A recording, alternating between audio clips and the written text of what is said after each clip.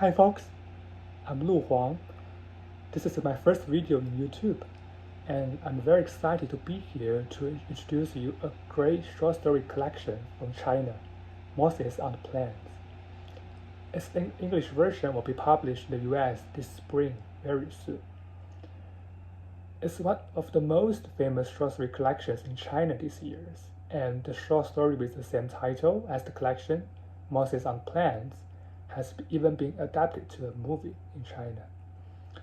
The very different 10 stories in this collection are very stylistic and highly praised by critics and the media. The author Shuang Xuetao is even regarded as one of the three masters in Renaissance in northeastern China, which is the birthplace of Shuang. This title is very tricky because I don't think he's as great as Shakespeare, but this shows critics speaking highly of him.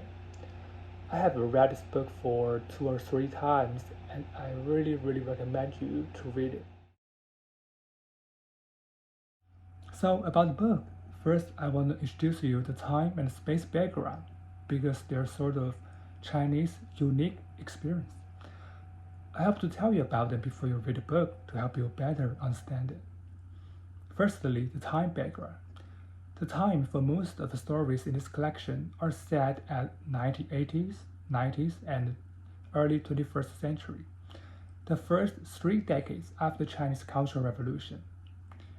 What will be people like after that disaster? The stories can tell you something about them. Also, it's a period for Chinese Revolution and opening. So much foreign culture flooded into China in that period. As you can see, the title of the book has Moses, which is a very typical and classic Bible reference, and is a very important metaphor in this book too. Also, at that period, China is reconstructing factories, which caused so many workers to be laid off. So in stories, we can see so many unemployed people and their poor lives, which is a very important background of these stories. Secondly, the space background. The stories are always set in the northeast part of China. As I mentioned before, it's the birthplace of the author Shuang. It's very close to Russia and North Korea, and the latitude is about the same as Canada. So it's very cold and wild. People there tend to live in a very traditional society where the interpersonal relationship is very dense and complicated. So if you live there, you might have lots of uncles and aunts and brothers and sisters, and you may have lots of responsibilities to take care of. So in the stories, you can always see characters carry lots of responsibilities on their shoulders. That's why we can see lots of narrators call others by uncle or aunt throughout the stories, without mentioning their individual names. These uncles and aunts live in relationship. They sacrifice their life for their family, for their whole life. This is a very special and particular state of life in Shuang's short stories. Now let's talk about narrative and storytelling. In the story Moses on the Plains of this collection, Shuang tries to have all the characters tell stories from their own perspectives. Every section is named by characters. The story is often plunged into the dark land of history, and it's up to the readers to stitch all these sides from different characters together into a 3-dimensional world. Also, Shuang is trying to a new style of dialogue, that all dialogues don't have quotation mark. The conversation is always like this. She says blah blah blah, he says blah blah blah, they say blah blah blah blah, and it goes on like this. There's almost no adjective to describe the speakers.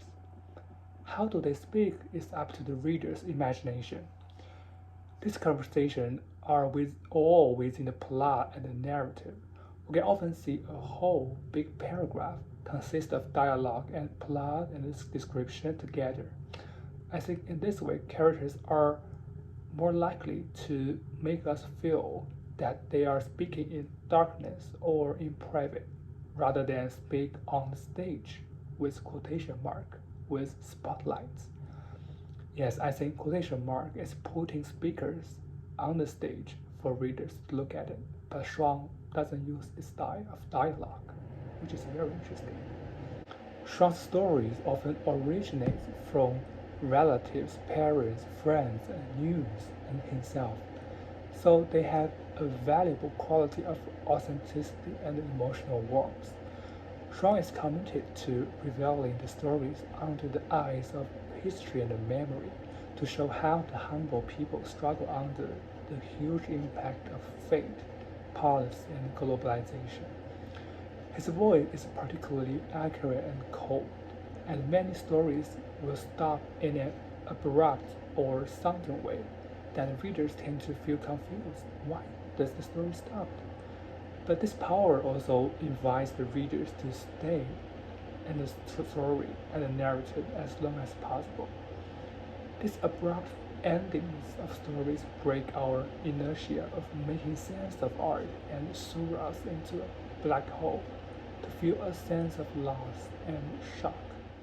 I feel like that in young writers' works, the depths of history and humanity are hard to be achieved together, and the lack of historical consciousness has become the biggest criticism for them. But here for Shuang, history is a living daily life, and he can see it in his and his family's memory, in his hometown, on the street. History for him is also the relationship between each specific person and the world. I really appreciate his attitude of looking at history of ordinary people and write their stories. Okay, folks, this is all my sharing. Thank you so much for listening until now. See you next time.